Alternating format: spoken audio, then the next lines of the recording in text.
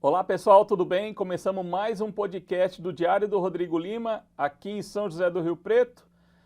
Você pode acessar inclusive essa entrevista no diariodorodrigolima.com.br, o novo portal de notícias aqui da cidade, e também na página no Facebook, Diário do Rodrigo Lima, no nosso Twitter também e no Instagram, sempre com informações relevantes aqui de Rio Preto, da região, o estado e país. E hoje aqui no podcast eu recebo um dos deputados federais que, digamos assim, é da tropa de choque do presidente Jair Bolsonaro na Câmara Federal. Coronel Tadeu, tudo bem, Coronel? Tudo bem, Rodrigo. Um prazer, uma satisfação grande estar com você aqui no seu podcast, viu? Como é que começamos já a campanha, né? Como é que está sendo esse início de caminhada? A campanha já está em franca operação. O começo, ele é um pouco morno, porque você ainda não recebeu todos os materiais da gráfica, o pessoal ainda está correndo atrás de recursos para fazer campanha de verdade mesmo, Rodrigo. Eu acho que é 30 dias, é do dia 1 ao dia 30 de setembro. Essas 2 semanas iniciais, elas são meio que preparatórias para o pessoal se ambientar. Então eu acredito que o forte mesmo vem nas 4 últimas semanas. Coronel, o senhor é um deputado, um parlamentar muito próximo da família Bolsonaro e até do presidente, né? Como é que é a relação com o Bolsonaro? Como é que foi essa relação durante esses 4 anos? Foi muito boa, muito boa. O presidente é uma pessoa fantástica, é uma pessoa muito simples, humilde demais e sempre disposto a conversar. É claro que você tem que ter todo cuidado, não é toda hora que ele pode ficar conversando, né? Ele está sempre em evento e a gente tem se cruzado muito nos eventos, né? Principalmente no Palácio do Planalto. Então, se você quer falar alguma coisa com o presidente, às vezes você não precisa nem agendar, você vai até o gabinete dele, fala lá com o secretário, com o ajudante de ordens, que você quer 5 minutos para conversar com o presidente, ele vai conceder com toda certeza, você entra na sala e conversa com ele. Tem que ser muito rápido, muito prático, muito preciso. Não dá tempo de ficar contando história. 4 anos passa muito rápido e o presidente tem que falar com muitas pessoas. Então tem que ser algo muito, muito producente. E outra, não é o presidente que resolve tudo. Às vezes o que você quer falar com ele não é com ele. Ele vai falar assim, ó, vai lá na esplanada dos ministérios, o bloco é o G, sobe lá no 7º andar e fala com o ministro. Ou seja, ele já saiu daquele assunto. Porque ele tem assessoria para isso, tem assessoria para todos os assuntos. Né? O assunto com o presidente tem que ser algo que ele vai resolver mesmo. Se não for com ele, procura quem resolve o problema, que é muito melhor. E às vezes as pessoas não têm essa noção. O senhor, o senhor é um deputado que é muito próximo do eleitorado, né, do presidente Jair Bolsonaro. Qual que é a avaliação que essas pessoas fazem da gestão? Porque a gente vai ter uma prova de fogo agora, que é a reeleição, né? O presidente vai enfrentar uma disputa difícil. É fácil fazer campanha por ser apoiador do presidente Jair Bolsonaro ou não? Como é que o senhor avalia? Eu avalio que é muito fácil, até por tudo que o presidente da República fez. Ele fez muito por esse país. O Brasil hoje está numa situação econômica, financeira e fiscal como nunca esteve em outro momento da sua história. Está muito bem o Brasil, está muito bem mesmo. Graças a essa austeridade, esse trabalho que foi feito pela equipe do presidente Bolsonaro. E é claro que nós podemos até falar daqui a pouco, nós tivemos algumas traições aí no meio do caminho, mas eu me sinto satisfeitíssimo, não só de estar do lado do Bolsonaro por ser bolsonarista, mas principalmente pelo trabalho que ele fez pelo Brasil. É preciso ter bastante consciência de como é que estão os números da economia hoje. O Brasil, se tivesse na mão do PT, estaria arrasado. Já estaria no buraco, porque o PT não tem medida, o PT não tem tempo, não tem hora para poder roubar o seu dinheiro do seu imposto. Ontem mesmo eu estava fazendo uma live, Rodrigo, e falando que só em 6 obras que foram feitas em Cuba, Panamá, Moçambique, Argentina, em 6 obras nesses 4 países, foram 20 bilhões que o Brasil nunca mais vai ver a cor desse dinheiro.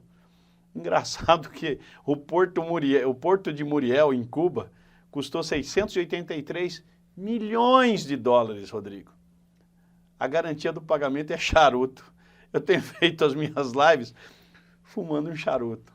600, mas assim com aquela dor no coração, bati no microfone sem querer, com aquela dor no coração, dizendo 683 milhões de dólares perdidos, jogados no lixo, e a gente precisando reformar os portos aqui de São Paulo, precisando achar um dinheiro para dar mais agilidade nas nossas exportações. Me permita, aquele vagabundo do Lula me joga dinheiro em Cuba. Não tem cabimento, eu não consigo encarar isso, eu não sei como é que as pessoas aceitam isso. Isso é a história do PT na roubalheira nesse país é muito longa. E a história do Bolsonaro é zero de roubalheira, zero.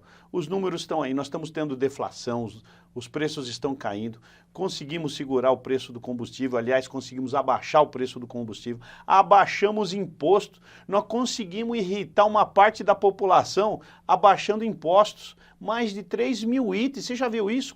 Me dá uma notícia que o Lula baixou algum imposto aqui nesse país. Ao contrário, ele subiu a carga tributária de 32% a 33% para perto de 40%.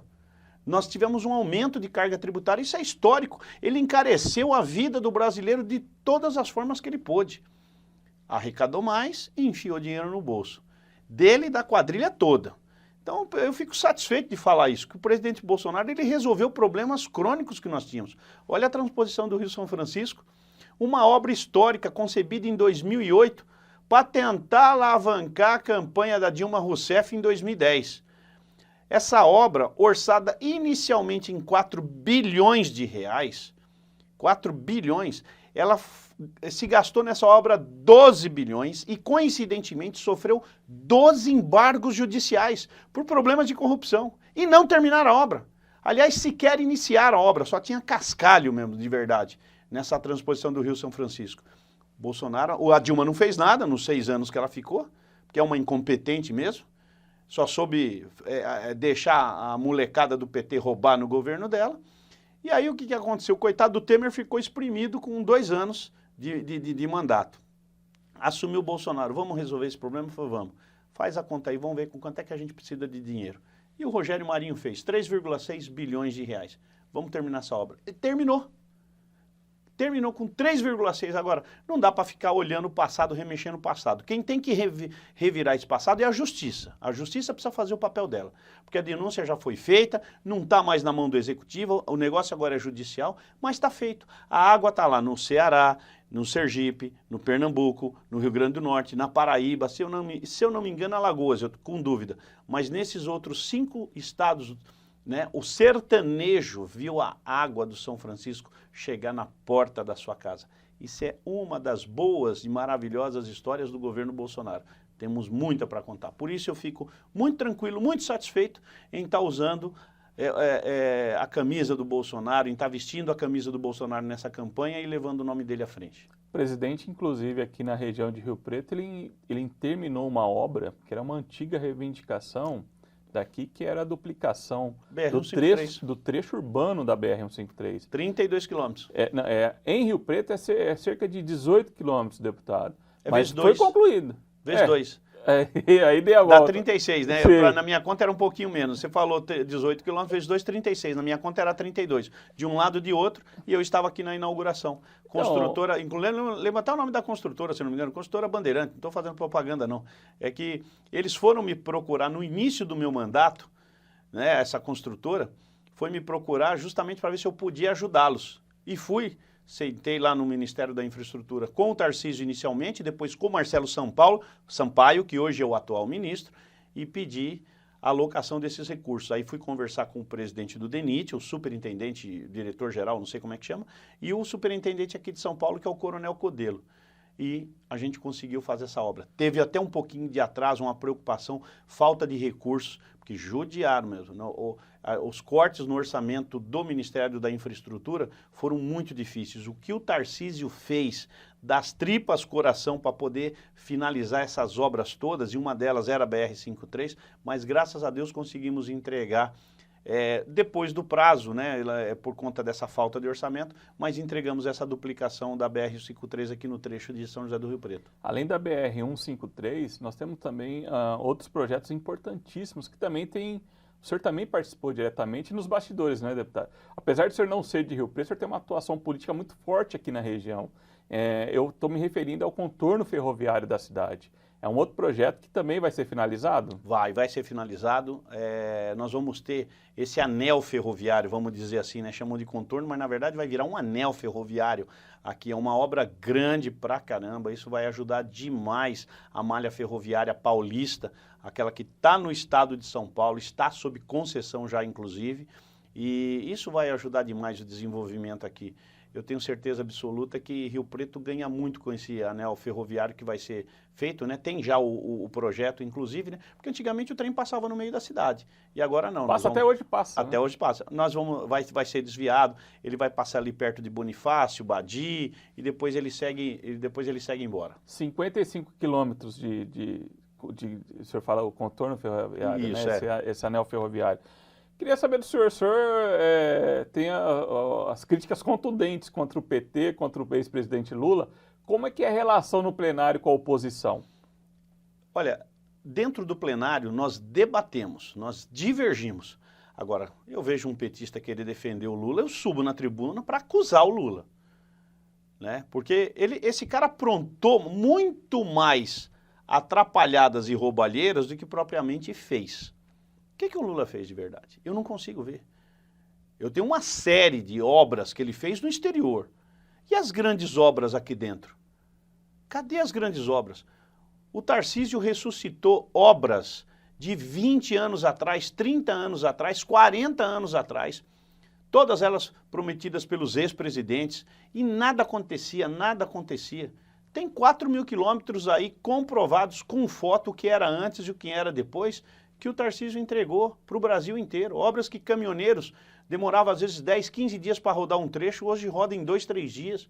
Asfalto bom, de qualidade, algumas feitas por empresas que renegociaram seus contratos, outras feitas pelo setor de engenharia do Exército, que é muito competente, que ajudou também a asfaltar muita coisa, e ele tem obra em todos os estados. São Paulo é um privilégio, né? Nós temos uma malha rodoviária maravilhosa, graças aí a alguns governos anteriores que investiram neles. Eu lembro muito bem, era bem mais jovem, 20, 30 anos atrás, o próprio governador Orestes Quercia foi um cara que abriu estrada para tudo quanto é lado nesse estado, né? E depois dele veio na sequência o Fleury. Aí foi entrar o PSDB, mas nada aconteceu. Uma ou outra vicinal, um programinha aqui, outro programinha ali. Então, mas São Paulo é privilegiado. Agora, nos outros estados, o Tarcísio fez acontecer mesmo. Fez acontecer na Bahia, fez acontecer no Ceará, fez acontecer no Pará, no Amazonas, no Mato Grosso, no Rio Grande do Sul. Tem obra para tudo quanto é lado. E aqui em São Paulo, por ter esse privilégio dessa malha viária, acabou até não tendo tanta participação o Ministério da Infraestrutura, a não ser nos portos e aeroportos. Aí sim, eu faço um lembrete aqui, por exemplo, do Porto de Santos, que na gestão do PT dava 500 milhões de reais de prejuízo, que o governo tinha que ir lá e colocar $500 milhão todo ano para cobrir o rombo da roubalheira do PT. Não tinha cabimento. Com o Tarcísio simplesmente virou a chave, saiu do negativo e foi para o positivo nos mesmos números. 500 milhões de reais de lucro. O Porto de Santos está lá. Essa virada de chave é importante para o país. Às vezes as pessoas não se dão conta, Rodrigo, do quanto custou essa pandemia para a gente. E a gente começa a pensar, de onde é que saiu o dinheiro? O Brasil não estava lascado? O Brasil não estava atrasado, devendo, acontecendo? Devendo nós estamos, porque depois eu falo da dívida que os ex-presidentes contraíram e a conta o Bolsonaro está honrando e está pagando. Mas às vezes os caras não se pegam. Eu calculo, eu não consigo saber o montante. Aproximadamente 400 bilhões de reais essa pandemia custou. E de onde veio esse dinheiro? Simples. Virou a chave. Todas as empresas estatais passaram a dar lucro. Agora mesmo, a Petrobras está pagando 36 bilhões de reais de dividendos para o governo, que é o maior acionista. 28%, acho, se eu não me engano, 28%. Todo mundo acha que a Petrobras é do Brasil, é do povo brasileiro. Mentira! O Fernando Henrique já tinha vendido uma parte, o Lula já tinha vendido outra parte. A Petrobras não é nossa há muitos anos já. O que a gente tem é uma boa participação acionária no contexto Petrobras, e aí sim recebemos uma parte desses dividendos. E agora há pouco foi depositado 36 bilhões de reais. Lucro, dinheiro no caixa para nós. Vamos usar onde precisa. Saúde, educação, infraestrutura, segurança e por aí vai. Então hoje você fala assim, essa virada que o governo Bolsonaro deu, tudo por quê? Porque trabalhou corretamente, sem querer meter a mão no dinheiro. Nós não entregamos ministério para ninguém, não entregamos cargo para ninguém, e o Brasil está andando por conta dessa austeridade. E existe a pressão do Centrão, existe a pressão contra o presidente para fazer os maus feitos que eram feitos no passado ou não? O senhor que vivencia Brasília, né? O tempo inteiro, esse homem sofre, ele está sempre acochado aqui, ó. Tem sempre 2 placas de aço prensando ele o tempo inteiro, né? O tempo inteiro, e ele segura.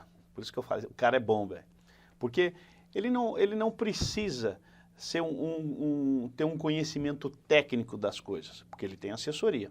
Ele tem uma noção, afinal de contas, foram 28 anos como parlamentar, como deputado federal, e ali não tem jeito. Você, por osmose, você acaba aprendendo um pouco daquilo, um pouco disso, um pouco daquilo. Você acaba ficando culturalmente muito mais enriquecido de tanto que você ouve esses temas, determinados temas. Seja em qualquer área, agricultura, ciência, tecnologia, saúde, finanças, você acaba aprendendo. Então, mas você não precisa ser essencialmente técnico. Eu lembro aqui, vou fazer uma lembrança aqui do Dr. Enéas. O Dr. Enéas era um cara extremamente preparado, um cara estudioso. Ele queria ter conhecimento. Eu sou meio Caxias também, eu quero ler, eu quero aprender, né? Mas não há necessidade. Você, para ser presidente, você não pode ser um desletrado que nem o Lula. E nem uma pessoa maldosa que pega dinheiro e enfia no bolso. Você precisa ser uma pessoa correta, ter um pouco de noção das coisas, que o restante você vai aprendendo, e você ter uma bela equipe de trabalho. Foi isso que o Bolsonaro fez. Você tem um quase cientista, né, Marcos Pontes, na ciência e tecnologia, que inclusive é candidato ao Senado nosso. Você tem um Tarcísio, que é um engenheiro na infraestrutura. Você tem um Queiroga, que é um médico, né, empresário na área da saúde, e por aí vai. Você compõe de pessoas técnicas para fazer aquilo que precisa ser feito, sem praticar nada de errado, sem praticar nenhum crime. Foi assim que o Brasil conseguiu segurar suas contas. Tem até um outro dado aí, né? O gastos com funcionário público vai ser o mais baixo desde 1997. Ou seja, modernizamos a máquina administrativa, colocamos mais tecnologia a serviço do cidadão. Por exemplo, prova de vida do INSS, você faz pelo celular hoje. Você pega uma pessoa que está acamada, que não tem condições de se deslocar, lá atrás no governo do PT, que ama o pobre, fazia o sujeito acamado ir numa agência do INSS para ver se ele estava vivo. Questão do Pix também, né, deputado? Essa é outra. Né? E hoje não, hoje você coloca a tecnologia a serviço da população, você reduz funcionário e você vai trocando, então você vai melhorando a máquina administrativa. O Pix é um outro avanço, né? Que inclusive os países de primeiro mundo estão vindo aqui aprender com a gente o que é Pix. Hoje você faz a sua chave aí pelo e-mail, telefone, CPF ou CNPJ se for pessoa jurídica e faz uma transferência sem custo nenhum. Né? Segundo dizem, eu não sei os números exatos, mas mais de 2 bilhões deixaram de ser arrecadados pelos bancos. Né? Eu lembro, eu faço muita TED, uma TED acho que custa R$ 9,60 ou R$ 10,60, eu não lembro. Se você faz muito, esse dinheiro vai para o banco, isso é cobrado, você vai perdendo. Daqui a pouco você perdeu R$300 só em tarifa de TED. Sim. Com o Pix, zero. Deputado, mas o governo Bolsonaro, o senhor como integrante, faz meia-culpa de algum ponto que poderia ter sido melhor? Alguma área que o senhor acha que poderia, olha, aqui no eventual segundo mandato, na reeleição, nós vamos ter que atacar? Tem algum ponto que o senhor fala assim, olha, a gente poderia ter feito melhor? Olha, eu não consigo enxergar algo assim bem pontual que tivesse sido ruim. Porque esse governo as denúncias, alguma denúncia que foi feita, alguma denúncia de corrupção? Eu vou te contar uma coisa que eu discuto. Dia 11 de agosto, recentemente, dia do advogado, eu como advogado não, bacharel em Direito, O senhor é piloto, né? Sou piloto de helicóptero. Sou piloto de helicóptero, mas sou bacharel em Direito também. Eu fui na minha faculdade naquele ato administrativo lá, aquele, como é que é? Ato em favor da democracia, vestido com essa camisa, bandeira, tal, bem logotipada. E fui lá na faculdade. E os caras olhavam e ficavam me olhando, né? O que esse coronel está fazendo aqui? Esse coronel é peitudo, esse coronel é corajoso. Mas aí alguns alunos resolveram me cercar e querer conversar comigo. Falei, tá bom, vamos conversar. Eu sentei na escada, Rodrigo. Sentei na escada. Você se incomoda de sentar na escada e a gente conversar aqui? Falei, não, bora. Peguei a alunada ali, uns 4, 5 alunos, e o pessoal da imprensa escutando a conversa. E eu sentado ali, devia até ter tirado uma foto que ficou emblemático ali. Eu sentado como deputado, ex-aluno da faculdade, conversando com os estudantes. Um dos estudantes pontuava a questão da vacina. A questão da vacina. O Bolsonaro negou a vacina para os brasileiros. Eu falei assim, por quê? Ele atrasou em 6 meses a vacinação. Você tem certeza disso que você está falando? Porque até onde eu sei, a primeira vacina no mundo contra o Covid foi dada em dezembro e a do Brasil 29 dias depois, em janeiro, e foi a Coronavac, trazida pelo ex-governador Dória. É 6 meses de atraso, quer dizer que o Brasil, 6 meses antes da Inglaterra, teria vacina de onde? Qual foi o laboratório que colocou à disposição do mundo uma vacina em junho de 2020, quando nós ainda estávamos tentando conviver com o Covid? Eu olhei para o estudante, ele ficou assim todo confuso, viu que falou uma besteira. Falei, meu amigo, você tem que tomar muito cuidado com as suas palavras. O governo brasileiro comprou mais de 600 milhões de doses de vacinas. Quase 4 doses para cada brasileiro, e hoje tem vacina sobrando para tudo quanto é lado. E você querer me dizer que 29 dias depois da primeira vacina que foi dada na Inglaterra, da AstraZeneca, e a primeira vacina no Brasil foi em janeiro, Coronavac, isso é 6 meses de atraso? Sendo que a da AstraZeneca foi 1 semana depois da Coronavac, ou seja, estamos falando em 37, 36, 37 dias depois. Isso é 6 meses de atraso. E você sabe que nós temos uma burocracia, nós temos a lei das licitações 8666, e tudo que a oposição queria era que o Bolsonaro caísse numa armadilha de comprar, pagar e não ter a vacina. Eles queriam pegar o presidente e toda a estrutura num ato de improbidade pela lei das licitações. Não, nós temos lei aqui. As leis dos outros países são diferentes. Aqui a gente não é fazer dispensa de licitação de tudo quanto é jeito assim, não como você acha que é, né? Nós vamos ter que fazer as coisas com critério. E era uma vacina que tinha que ainda passar por um processo dentro da Anvisa para ter a sua autorização. Uma coisa dependia da outra. Você não podia assinar um contrato já fazendo o pagamento sem ela ter sido homologada pela Anvisa. Ah, mas a Anvisa ia homologar, mas eu tenho que ter a homologação antes de assinar o contrato, senão eu não posso comprar. Então tudo que vocês queriam era botar o Bolsonaro numa armadilha para que ele caísse e, pumba, queresse um processo de impeachment em cima dele. Eu falei assim, não, aqui nós não vamos fazer atrapalhada não. E deu no que deu. Nós conseguimos comprar a vacina, 600 milhões de doses. Hoje nós produzimos vacina. Quais são os países do mundo que produzem vacina? Quais são os países do mundo que tem o IFA? São poucos. Nós vamos vender vacina, porque pelo jeito o Covid ele veio para ficar. Tipo H1N1, influenza, e outras vacinas aí de gripe e tal. Veio para ficar. Então a gente vai ter que dar uma dose para cada brasileiro, né, todos os anos, sei lá por quanto tempo, acredito eu que isso não sai mais. Nós vamos produzir a nossa vacina, não vamos precisar comprar lá fora. A gente produz e vende ainda ganha um troco. Tem aí o Instituto Butantan, tem esqueci agora no Rio de Janeiro lá não é o Doflutz, é... Fiocruz? Fiocruz. A Fiocruz no Rio de Janeiro, está todo mundo habilitado a produzir vacina. Esse é o negacionista, que trabalhou com pessoas competentes, que fizeram a coisa certa, na hora certa, e hoje nós praticamente damos aula. Muitos países querem saber como é que funciona o SUS para conseguir vacinar tantas pessoas num prazo tão curto. Deputado, eu queria saber da atuação do senhor aqui na região. Quais os municípios o senhor tem uma participação maior, além de Rio Preto? De que forma o senhor atuou aí esses 4 anos aqui na região de Rio Preto? Trabalhei muito. Eu não sei se são 92 ou 106 municípios. Na minha conta são 106 municípios. Eu deve ter algumas cidades aí que eu acrescento, que eu puxo para dentro da área de Rio Preto e vou aí fazendo o meu trabalho. Conheço, acho que todos os prefeitos dessa região. Todos, acho que todos. Conheço muitos vereadores e tenho tido uma atuação política dentro daquilo que eu posso, porque eu também tenho limites, em poder ajudar todos eles. E todos eles, nenhum município, Rodrigo, nenhum município ficou sem receber pelo menos uma emendazinha minha pequena para ajudar na saúde. O município pequeno ganhou a emendazinha, os pouquinho maiores ganharam outras emendas, mas eu procurei fazer o máximo que eu pude.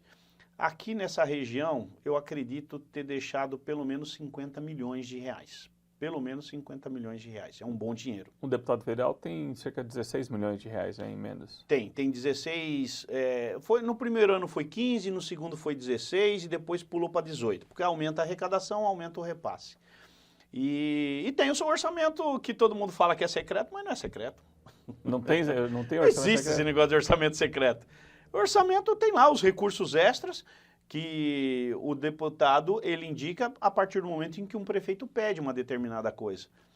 Então, por exemplo, recapeamento, né? Os municípios sofrem com essa coisa de recapeamento por dois motivos. Precisam trocar o asfalto velho, aquele muito velho mesmo, e também todas as cidades crescem.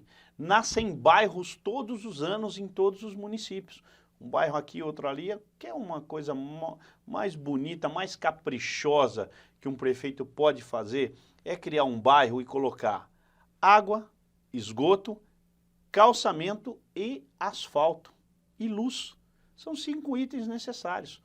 E o asfalto custa caro. Aí o prefeito vem, pelo amor de Deus, pedindo para o deputado, se sobrar um dinheiro aí, por favor, me manda lá para fazer um recapeamento. E eu tenho ajudado sempre que eu posso. Em termos de recapeamento, eu acho que eu consegui ajudar de 30 a 45 municípios, qualquer número que você falar, ou seja, quase metade da região recebeu recursos para recapeamento, para ou renovar ou colocar um asfalto novo num determinado bairro. E qual que é o critério da liberação que o senhor usa para a liberação de emendas? Coloração partidária ou não? Não. O município, porque as pessoas vivem nas cidades, né? Não.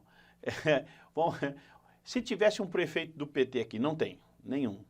Não tem nenhum prefeito do PT. As 4 prefeituras do PT estão longe daqui, né? Mas eu não pergunto nem o partido do prefeito. Eu não governo para o prefeito e muito menos para partido, eu governo para o povo. Eu tenho que ter essa responsabilidade. Eu fui eleito pelo povo, eu tive de 8 a 9 mil votos nessa região. Se eu somar tudo que é a área DDD 17, eu considero assim, né? Tudo que é o DDD 17, eu considero Rio Preto. Se eu somar todos os votos dessa região, eu tive 8 mil votos. Eu tenho que dar um retorno para essa turma, né? Mais do que justo, né? Eu venho aqui, pego os votos e sumo e nunca mais apareço, então não acho isso responsável. Não combina com o Coronel Tadeu. Não combina. Eu volto, eu vou visitar, é que não dá para visitar todos os municípios. Mas eu já fui em Cardoso, eu já fui em Palestina, eu já fui em Paulo de Faria, eu já fui em Urupês, eu já fui, puxa vida, em tanto município, Palmeira do Oeste, Guarani do Oeste, Fernandópolis, Votuporanga. Eu sou capaz de falar, brincando assim, facilmente, sem errar, uns 70 ou 80 municípios. Urânia, por aí, Buritama, e vão mandando, Monte Aprazível, Monções, a gente fala tanto município, Potirendaba. Então... E nesses municípios aí, o senhor provavelmente vai fazer as dobradinhas eleitorais aqui. Como é que o senhor vai se dividir aí? Como é que o deputado federal tem apoio dos Dá deputados trabalho estaduais? isso, viu, Rodrigo? Dá trabalho. Nós temos aqui o coronel Fábio Cândido, que foi o comandante do policiamento de área do interior número 5, que fica aqui em Rio Preto. CPI 5, né? E cuida aí desses 100 e poucos batalhões, de 90 a 102, mais ou menos 103. Ele foi o comandante, ele é candidato a deputado estadual. Temos a doutora Ana Vargas, que foi uma amiga, uma querida que eu conheci já lá em 2017, na pré-campanha de 2017, e ficou muito minha amiga, a doutora Ana. Ela também é candidata a deputada estadual. E tem um colega querido, né, que a gente tem uma afinidade. Nós dois gostamos de atirar, que é o samurai caçador. E o samurai caçador, ele pertence aí ao grupo dos colecionadores, atiradores e caçadores, por isso chama CAC. A gente fala ou atiradores ou CAC. Ah, você é atirador, você é CAC, dá na mesma. Atirador esportivo, né? Exatamente, que seria o atirador desportivo. Então é colecionador, atirador ou caçador. Ele pode entrar numa dessas três aí. E o samurai se tornou um amigo também, é uma outra pessoa que eu estou em parceria. E o Adriano Caruso, que também é daqui da região, ele está num outro partido, mas temos algumas pautas em comuns no setor do agronegócio, da agricultura e pecuária, e também não posso deixar de citá-lo, que é um outro parceiro que nós vamos estar caminhando junto. Nós temos pautas em comuns, nós brigamos pelos mesmos assuntos, cada um com a sua peculiaridade. Então, por exemplo, o coronel Fábio Cândido é na área da segurança pública, essencialmente na área da segurança pública. Temos vários problemas. A doutora Ana Vargas, na área jurídica, na área do direito, na área de legislação, na área de defesa do consumidor, na área de direito previdenciário. Nós temos o samurai, que é na área do tiro desportivo, mas na verdade na área dos CACs, colecionadores, atiradores e caçadores. E o Adriano Caruso na área do agronegócio.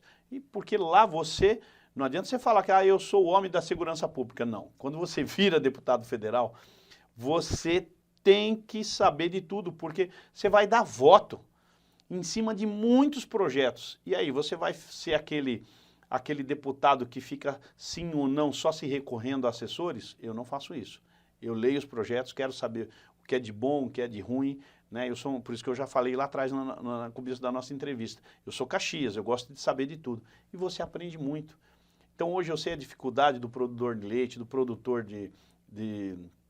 do cara que mexe com a cana-de-açúcar, com milho, com a soja, com gado leiteiro, gado de corte, com suínos, com as aves, né? Então você vai aprendendo bastante coisa, né? E nas outras áreas também, você não deixa de aprender não, tem muita, é uma escola, está sendo maravilhoso esse mandato, porque uma verdadeira escola. O que eu aprendi e passei a ajudar determinados setores da economia, você não imagina.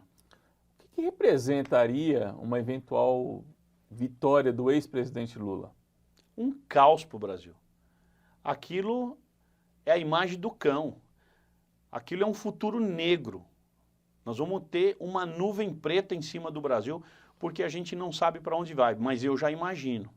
Eu tenho um receio muito grande, eu tenho uma luta muito forte contra essa eleição do ex-presidiário, do descondenado por conta do comunismo. É um sujeito que ele é apoiador do regime comunista. Se ele é apoiador do regime comunista, ele é apoiador, por exemplo, do que fez Fidel Castro em Cuba. Fidel Castro em Cuba fuzilava pessoas.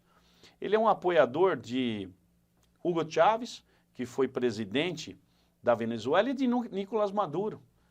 Pô, olha só como é que está a Venezuela. O povo venezuelano está buscando comida em lata de lixo. O povo venezuelano está atravessando a fronteira lá em Pacaraima, chegando aqui no Brasil com fome sem absolutamente nada, com uma mão na frente e outra atrás.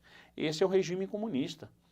E o Lula, pagando um aluguel de 20 mil reais, eu queria saber quem é que paga essas contas dele.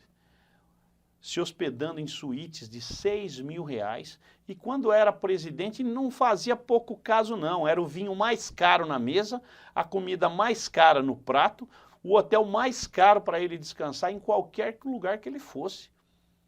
Ele é um cara que de pai dos pobres ele não tem nada. Costumam dizer que ele gosta tanto de pobre que multiplicou os pobres no Brasil. E depois, numa canetada, simplesmente desceu a linha da pobreza para dizer, não, no meu país não tem mais pobre. Claro, numa canetada ele simplesmente desce a linha da pobreza e aí fala que os pobres saíram da pobreza. Com o quê?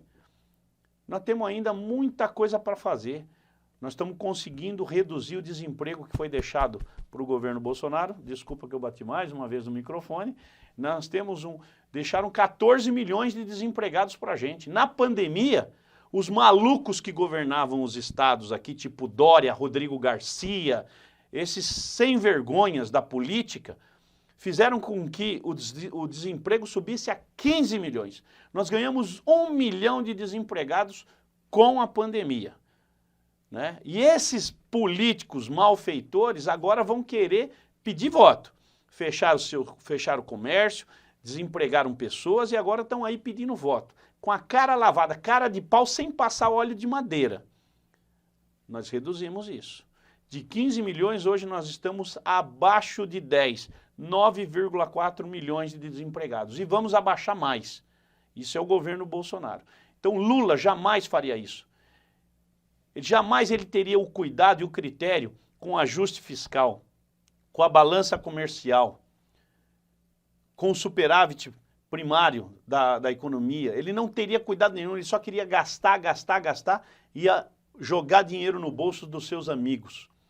Como é que nós iríamos estar hoje com a economia?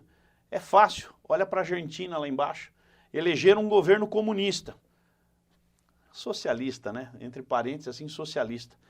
A inflação lá está em 72% ao ano, não consegue segurar mais. Ninguém sabe o que vai acontecer com a Argentina. Porque quem é que vai socorrer um país na bancarrota que está? Fica difícil. Mas no Brasil também há inflação, coronel. Sim, caindo, graças a Deus. A inflação ela aconteceu no mundo todo por um determinado momento, pandemia.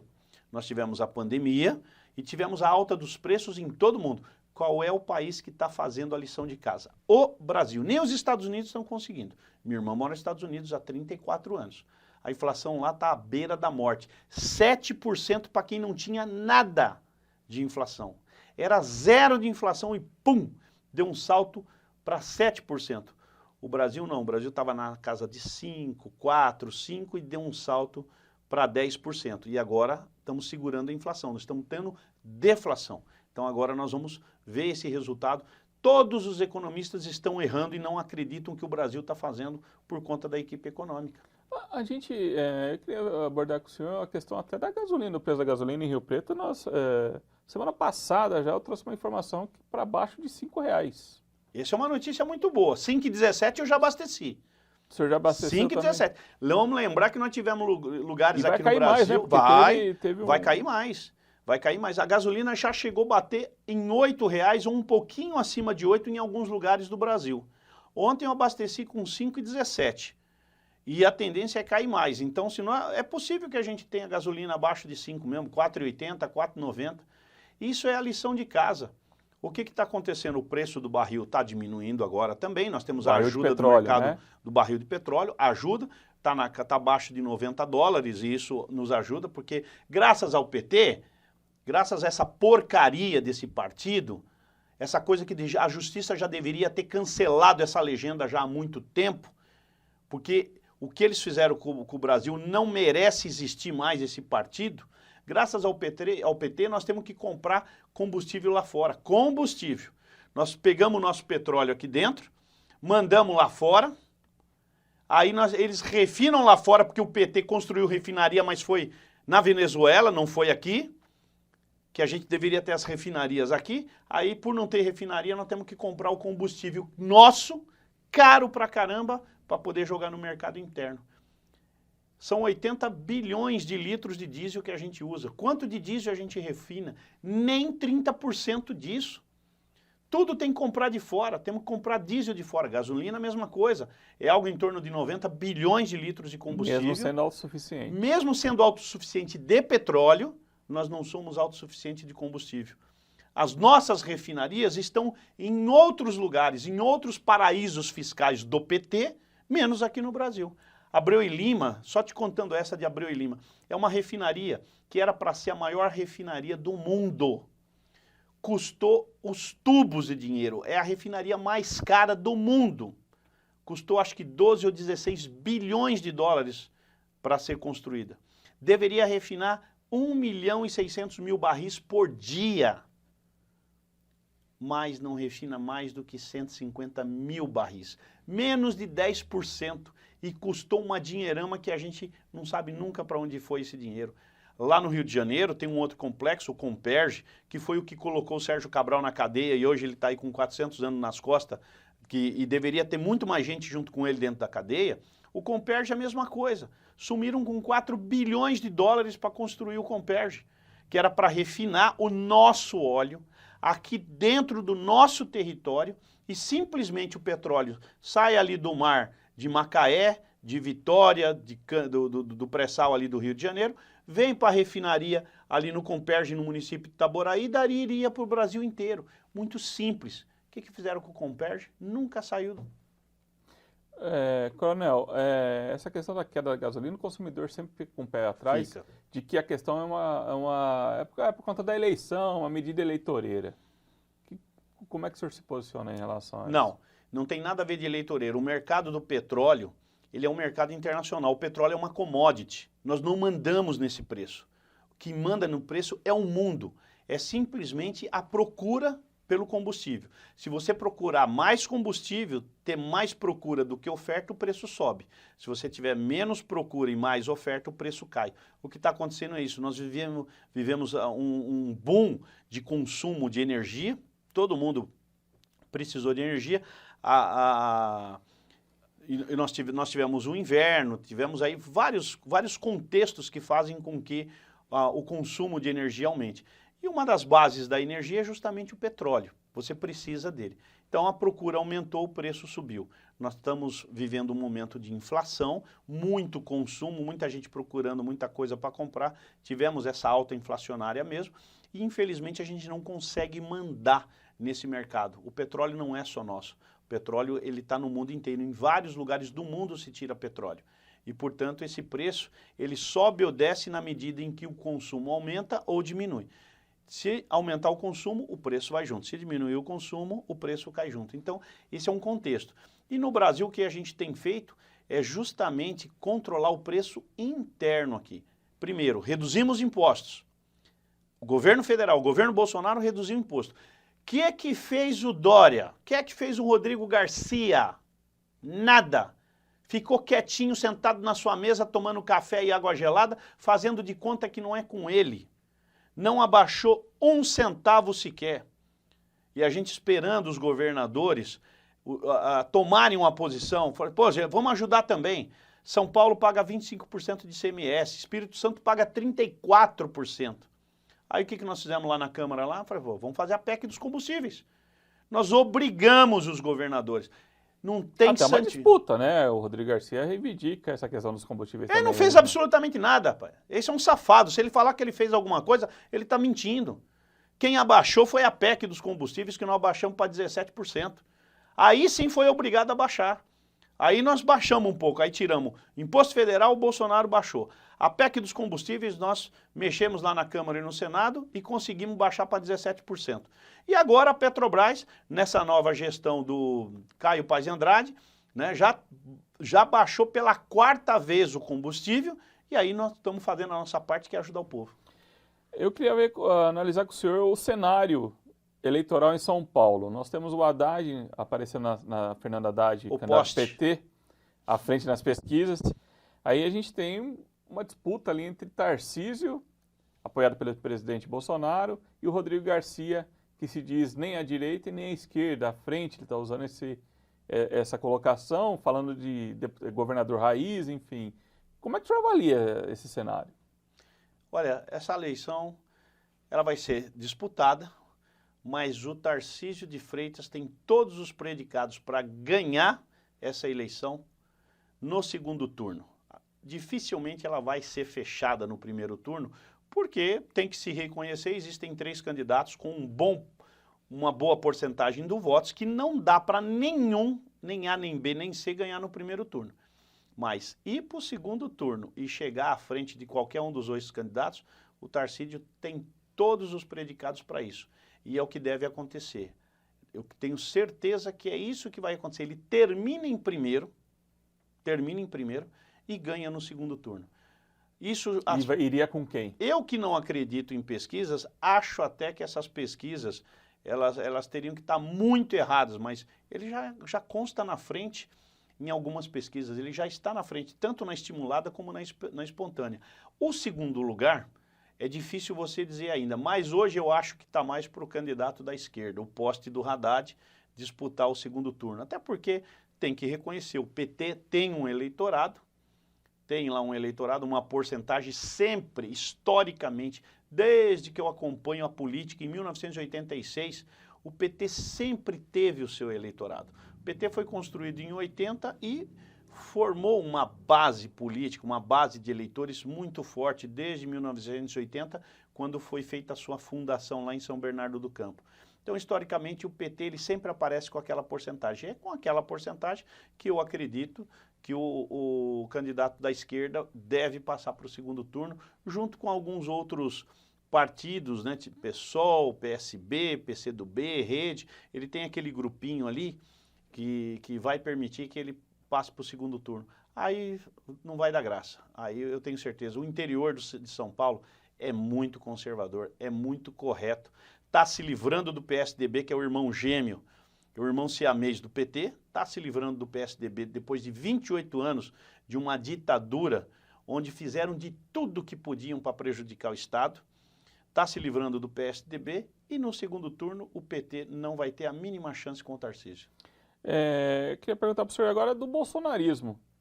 O que mudou do bolsonarismo de 2018 para o bolsonarismo de 2022, levando em consideração que nós tivemos algumas baixas aí de quadros que ficaram pelo caminho por diversas circunstâncias, né? Cada personagem ali teve seu revés, digamos assim, né? Junto ao presidente e acabou apoiando um outro grupo político. O que aconteceu? As traições, né? Se fala muito das traições, né? O bolsonarismo ele continua em pé com todo o seu alicerce pronto para segurar o que vier pela frente. O bolsonarismo está aí. Eu sou bolsonarista e sempre vou defender o presidente Bolsonaro como um homem público. Aliás, eu sempre disse isso a semana passada, que é o homem mais democrático desse país, diferente dos outros candidatos que são boçais e autoritários. E defendo o Bolsonaro, defendo a sua política de governo, mas nós, na política, a gente sabe que a traição faz parte. E nós tivemos as traições mesmo, e como Joyce Hasselmann, como Alexandre Frota, como Kim Kataguiri. Aliás, eu vou até aproveitar aqui, não custa nada. Você votou na Joyce, você votou no Kim Kataguiri ou você votou no Frota, agora você tem opção. Tem os bolsonaristas raiz mesmo no time, aqueles caras que estão ali com o Bolsonaro no peito mesmo, e você tem opção. Você não precisa ficar envergonhado que votou nesses 3 candidatos e virou as costas para o presidente. Vai lá e busque uma das opções, que tem ali pelo menos umas 3 ou 4, que você fala, esse é bolsonarista mesmo, eu vou votar nele. Então, mude seu voto. Já dizia um político, amigo meu, finado Major Olímpio, que dizia, político e fralda de criança foram feitos para serem trocados, normalmente pelo mesmo motivo. Fez sujeira, troca. Então tá aí a oportunidade do eleitor que está nesse momento assistindo o podcast de fazer essa troca sem nenhum problema. Eles também colocam que o presidente teria pisado na bola. Isso não aconteceu. Nunca. Não pisou na bola. Comigo nunca pisou na bola.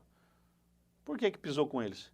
Deviam estar querendo alguma coisa indevida ou espúria, e aí o presidente não entra nessa. Legal. Deputado, eu queria saber do senhor a opinião em relação às urnas eletrônicas. Tivemos a posse recentemente do ministro Alexandre de Moraes como presidente do Tribunal Superior Eleitoral, TSE, e até algumas cenas ali chamaram a atenção, né? Por conta das críticas que o presidente ele faz ao sistema eleitoral. Qual que é a opinião do senhor em relação às urnas eletrônicas? Como o senhor se posiciona? O senhor adere também ao pensamento do presidente ou não? Sim, a nossa preocupação com as urnas é uma só, é dar mais segurança a esse processo. Cartão de crédito, cartão da conta corrente. Você tem alguma dúvida que o seu dinheiro vai estar lá e em nenhum momento ele vai ser subtraído? Acho que nenhum brasileiro tem. Por quê? Porque os bancos investem muito em segurança de tecnologia para dar essa confiabilidade a qualquer pessoa que seja cliente. Tu vai depositar lá R$1.000, R$10.000, R$100.000, R$1 milhão, não importa, e o seu dinheiro vai estar seguramente na sua conta, sem ninguém mexer nele para absolutamente nada. Essa verdade eu não consigo transpor para as urnas. As urnas são frágeis e ninguém aqui quer acusar instituição nenhuma disso. Apenas reconhecer que esse processo das eleições, em 96, funcionou bem. Mas o que era a tecnologia em 1996? Foi quando começou as urnas. O mundo mudou completamente. As urnas não. O sistema não. Continua o mesmo. Então, a cada ano que se passou, ela foi se tornando mais frágil. E vai se tornar mais frágil se a gente não investir em segurança. Esse é o alerta que nós estamos tentando dar. Então, portanto, sem fazer nenhuma acusação a absolutamente nada, mas para essas eleições eu não sei como é que vai ficar essa questão da segurança, do protocolo de segurança, porque eu sei que as Forças Armadas fizeram algumas sugestões e eu não sei exatamente o que vai ser aceito ou o que não vai ser aceito. Mas eu não vou ficar com medo de urna, não. Nós temos que fazer a eleição. Reconheço que aquele banco de dados que chama-se urna eletrônica, né? É um banco de dados, não só dos dados que estão ali dentro, que são os candidatos, como o voto que você deposita ali, aquilo se torna um banco de dados, né? Vai funcionar, se Deus quiser, tudo muito bem, e vai ser transmitido. Eu não sei exatamente, como eu não conheço tecnologia, Rodrigo, eu não sei em que momento que um hacker ou um cracker consegue entrar e atrapalhar tudo isso. Um dos principais argumentos é que a urna não é ligada à internet, né? A urna em si, ela não tem, ali onde o pessoal vota, não tem. Não, a urna não é, mas depois esses dados são transmitidos. Aí ele está na internet.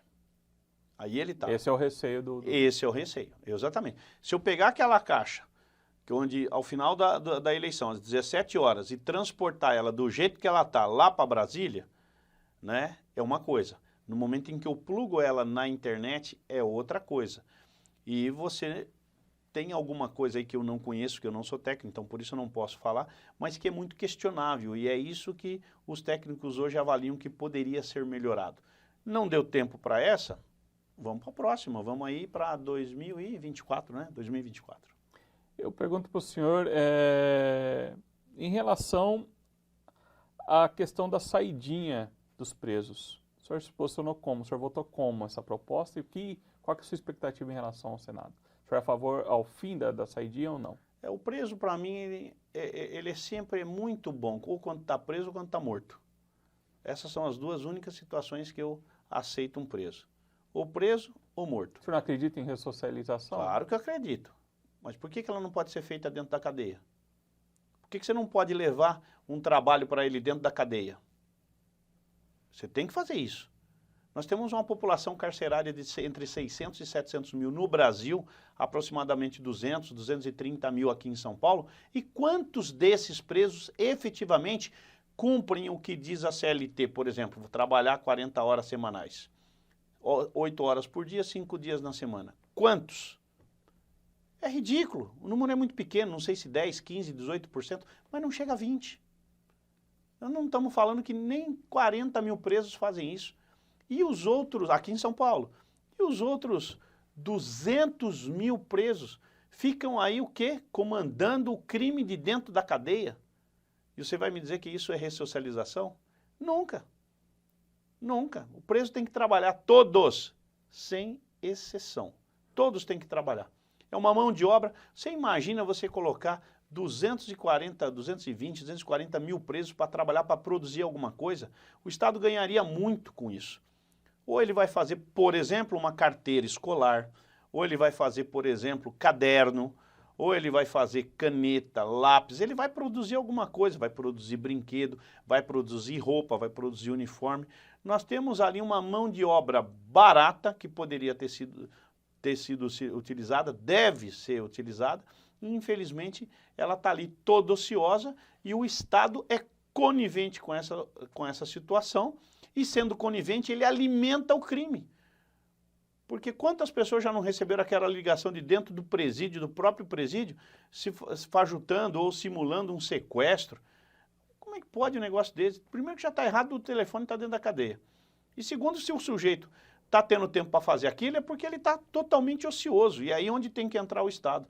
Então é o que eu falo para você. O PSDB é irmão gêmeo do PT. Nesse quesito segurança pública, é exatamente o que eu estou te falando. O PSDB alimenta o crime. Faz parte do crime, tanto quanto o Partido dos Trabalhadores. Não fizeram absolutamente nada. Empestearam o interior aí de cadeia para tudo quanto é lado, achando que isso ia trazer movimento, dinheiro, arrecadação. Trouxe nada, trouxe o crime para o interior, que hoje a gente vê aí, pega a estatística do que era o interior alguns anos atrás e vê do que é hoje.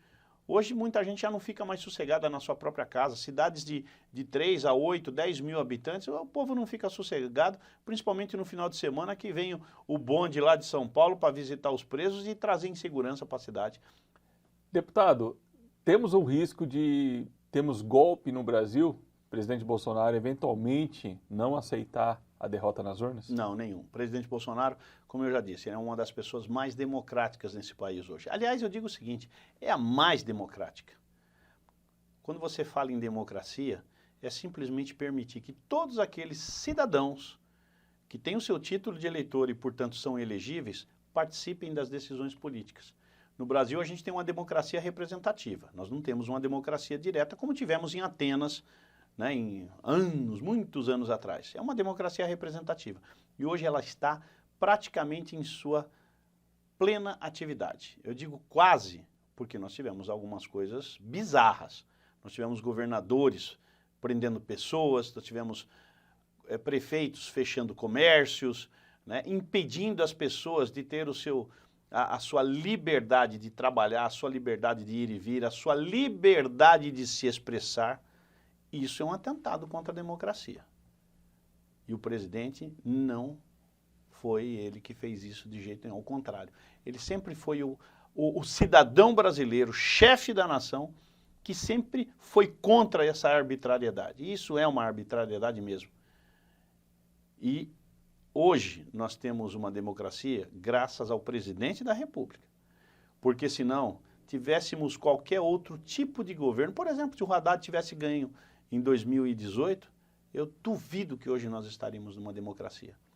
Aliás, o próprio candidato do PT ameaça em regular a imprensa. O que é esse regular a imprensa? É simplesmente botar um freio na imprensa que ela não vai mais poder informar aquilo que precisa ser informado. Ela só vai dizer aquilo que o chefe da nação quer. Isso é exatamente um regime comunista. Ao mesmo tempo, o Bolsonaro não tem uma boa relação com a imprensa, né? Porque aqui que se vê, Como alguém... Como não? O Flow disse isso pra gente. 546 mil pessoas assistindo ele no Flow. 446 mil pessoas assistindo ele no Cara Tapa, né? Ele vai para a Jovem Pan, ele explode a audiência da Jovem Pan. Ele tem um bom relacionamento com a imprensa.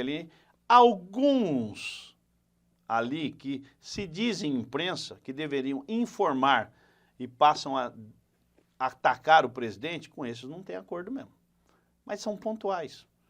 Acho que está no dedo das mãos aqui, ó. São pontuais. Os outros jornalistas, todos eles têm uma satisfação muito grande em entrevistar o presidente. Todos, sem exceção. Já até vou fazer o convite para ele vir aqui, viu? Tem que fazer. Coronel, o senhor Poxa, que é próximo. Eu consegui uma entrevista para ele numa rádio de Tapetininga, né? E ele gostaria de falar mais com o rádio, né? Ele tenta, o tempo dele é curto, né? Mas ele é uma pessoa muito tranquila, como eu falei assim, muito leve para esse tipo de coisa. Agora, tem determinados órgãos de imprensa que não merecem o menor respeito dele, porque não se dão respeito. Mentem descaradamente, não digo mentir, mas distorcem a notícia justamente para prejudicá-lo. Isso não é jornalismo. Como é que o senhor avalia a acusação de ser um governo fascista, muito usado pelos integrantes da esquerda contra o presidente? Me acusem do que vocês fazem. Essa é a resposta. Eles são fascistas. Quem chama um presidente da nação, o presidente Bolsonaro, de fascista, ele é o fascista. É ele que quer o fascismo aqui nesse país. O presidente não tem nada a ver com essa palavra. Muito longe. A sua postura, a sua cordialidade, ela é muito longe do que eles querem plantar no presidente. Eles têm que falar para ver se a população vai comprando esse discurso. Mas não. Eu falo, o presidente é o homem mais democrata desse país. Ele, sim, está longe, muito longe do fascismo. O presidente foi atrapalhado em algum momento pelos filhos? Teve alguma influência negativa ou não? Qual é a opinião do senhor? Sempre teve convive com os meninos, sempre, né? Sempre teve um ruído ou outro, mas faz tempo que não acontece, viu? Teve, às vezes, algum probleminha, às vezes por conta do gênio, do temperamento, às vezes de um deles, do Carlos, né? O Flávio, que está aí absurdamente ainda sendo acusado, né? Então, mas eu acho que essa fase já passou. No começo teve muito ruído, mas hoje eu acho que tá tudo muito bem, não tem mais problema. É que a imprensa sempre quer explorar alguma coisa negativa, mas eu acho que já ficou no passado isso. Um eventual novo governo Bolsonaro, todos os ministros permanecem ou o senhor defende mudanças? Olha, tem muitos ministros que não vão conseguir permanecer. Por exemplo, o Tarcísio vai ganhar em São Paulo e nós vamos ter que achar um outro nome para a infraestrutura. Pode ser o do Marcelo Sampaio. O Marcos Pontes é candidato ao Senado. Se vencer, ele pode voltar para o Ministério da Ciência e Tecnologia e participar das votações mais importantes do Senado, que é para justamente fazer o que precisa ser feito. A Tereza Cristina é candidata a senadora, mas ganhando também a mesma situação. Ela assume no Senado, mas pode ser a ministra da Agricultura e eventualmente retorna para uma votação. Então tem muitos. O Gilson, do Turismo, também é candidato.